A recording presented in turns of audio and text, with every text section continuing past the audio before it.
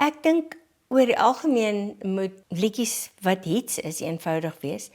As 'n liedjie wil gee vir mense om te sing, as dit 'n kommersiële lied moet wees, dan moet dit eenvoudig wees, soos byvoorbeeld hierdie enetjie.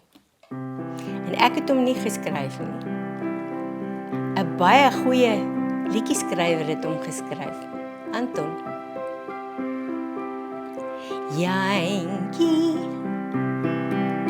kom huis toe. Katrijntjie wag op jou is 3 akkoorde. Jantjie, kom huis toe. Want die Kaap is mos leeg sonder jou. My kantang van die Onderkaap, as die mammies op lakke loop. Wie kan dit hou, my dear? Wie kan dit dan hou? Neem my hand en vat my saam na die Dixieland vanaand.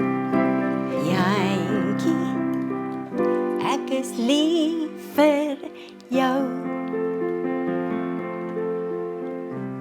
Nou jy sien, as die verjaarsdagliedjie so ietsie kan wees, want dit is eenvoudig.